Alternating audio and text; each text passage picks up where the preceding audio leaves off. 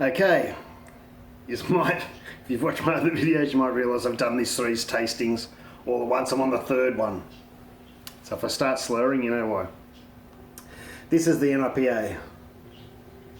It looks the part.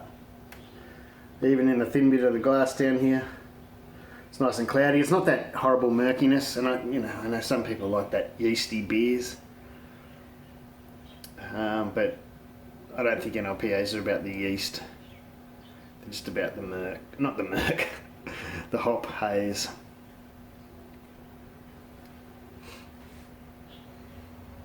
Oh. There's not much to say about these sort of beers.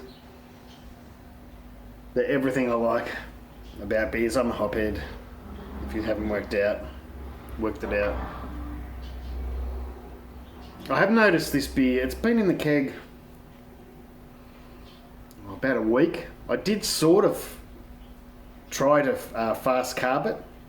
It wasn't quite cold enough when I did it. I was rushing. I wanted to taste this beer.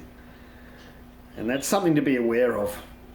In any sort of forced carbing, whether you're rocking and rolling or you're doing it for the 30 psi for 24 hours, if it's not cold enough, I do all mine around 2, I crash at 2 degrees, and so I bring out the fermenter, I put it in the keg.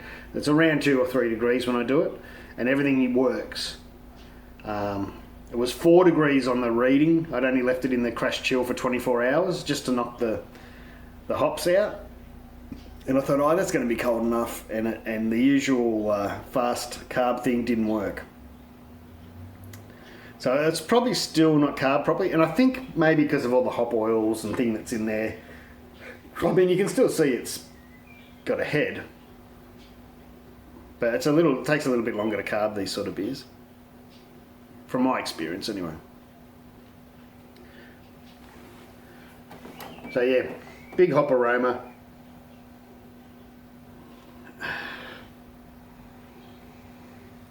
I sort of wish the mosaic wasn't there. It's a funny thing, and maybe it's just because of that fresh mosaic, if you've seen my other tasting video I was talking about. It's still nice, but I can smell, I would have nearly rather used all Citra for the dry hops, but it's still very, very nice. I'd be very critical.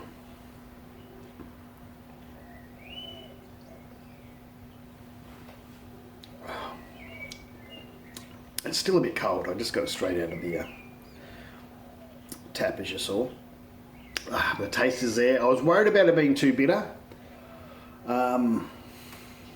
Just from the recipe, I use the recipe out of the book. And it's sort of why, even though I did a full 6-gallon batch, I still used just the 5-gallon batch amount of hops.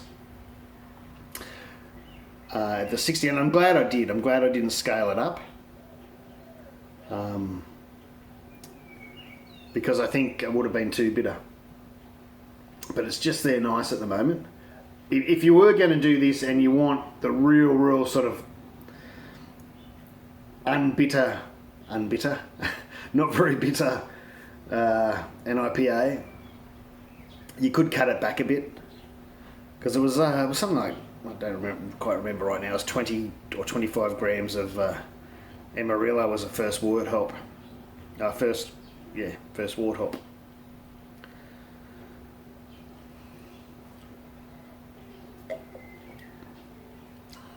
I think it's lacking a little bit of body. That could be the alcohol. It's about 5.5%. I might mash a bit higher. And also, I skimped a little bit on the dry hops. I virtually used the same dry hops they did again. I wasn't thinking, because I didn't want it bitter. So I knew not to upscale their hops for the 60-minute edition. But I should have upscaled it for the dry hop, which I didn't. And I was skimping a bit because it's a lot of hops. I already used $30, $40 worth of hops in this. But I'm being super critical, because it's a very nice beer. Trying to get it in the camera.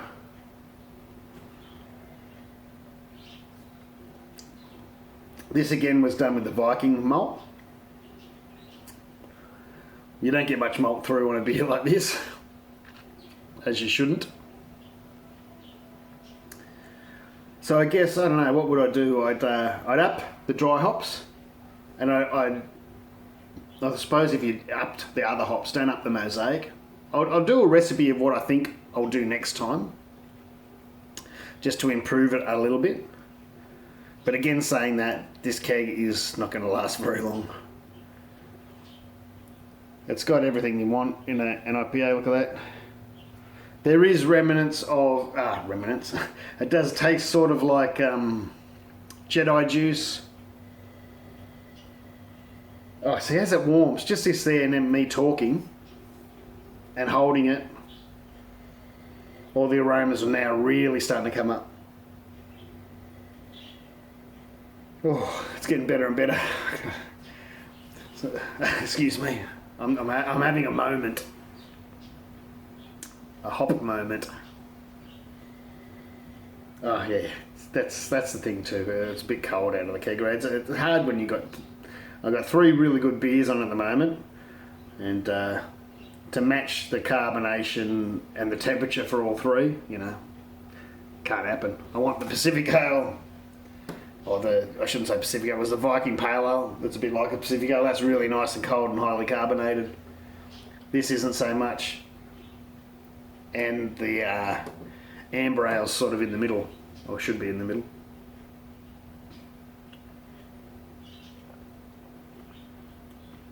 That's bloody lovely. I've got to go and pick up the daughter soon.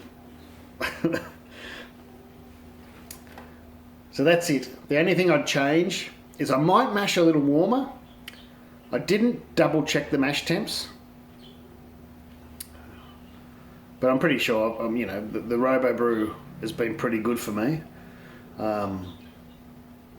So I'll double check where I mashed it. I might up the mash a degree or 2, whether that's going to make a difference. A lot of people say it doesn't, but I might. I don't think I'd add any more oats for mouthfeel. I mean, I added 700 grams. That's a fair whack. And I don't, you know, there's only so much it can do. There's a very interesting, did I say that? I think I said it in the brewing video. There's an interesting discussion that Scott Janish did on oats, and I'll link that down the bottom.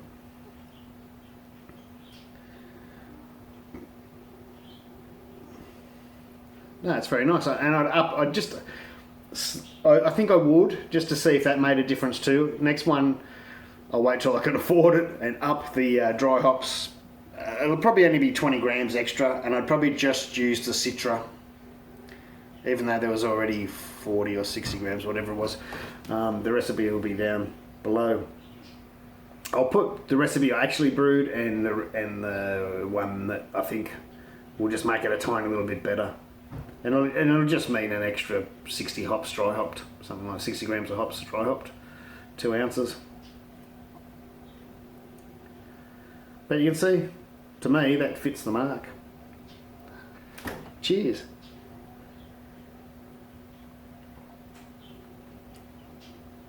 Work on your water too, very important for these sort of brews, but you know, you can get away with this without doing that as well. It's only when you're getting highly critical. And it can be as easy as just adding, even if your mash goes alright every time, you don't have to add any salts to your mash. Just add the right sort of calcium to the boil, even just a spoon, you know, a teaspoonful. If your mash is perfect, then you don't want to go messing around with the mash.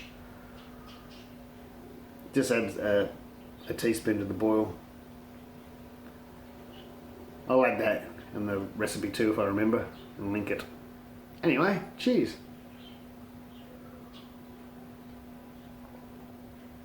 I don't want to go anywhere, I just want to sit here and drink this all day. Take it easy.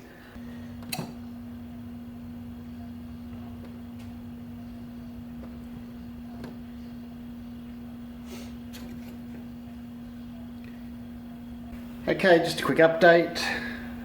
That is before I get on to why we're actually here, that's the Viking pale ale malt. It's cleared right up. It's crystal. It's not showing up too well on the camera, and it's frosting up, but it is crystal clear.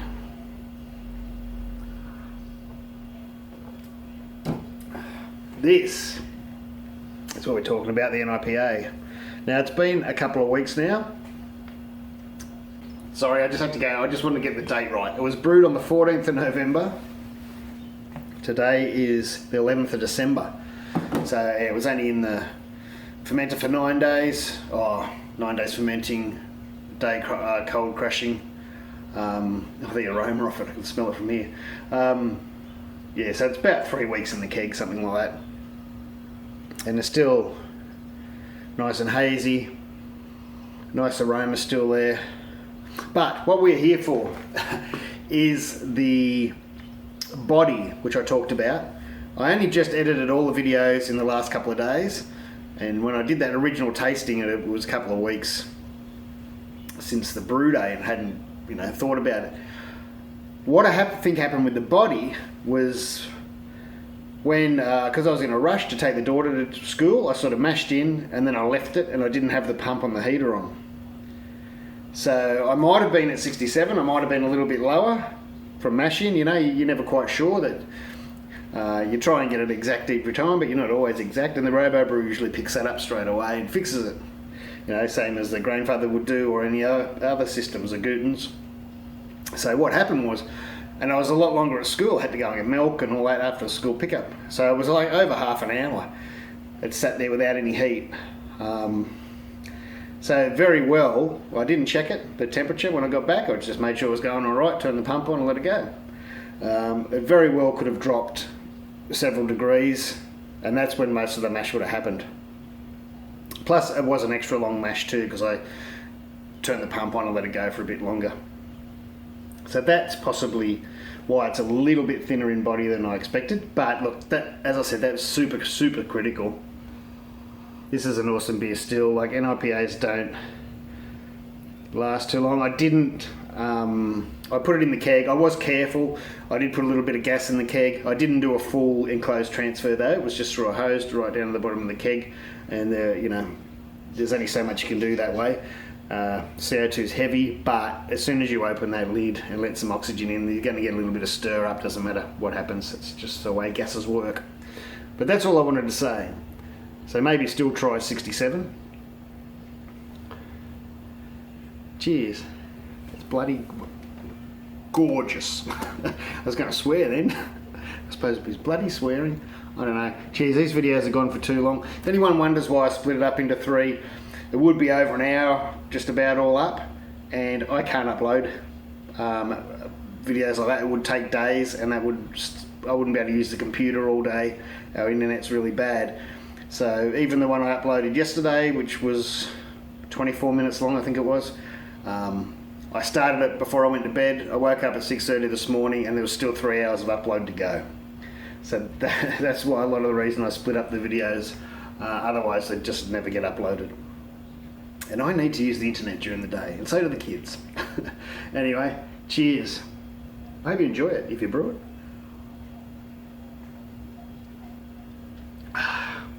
Because I am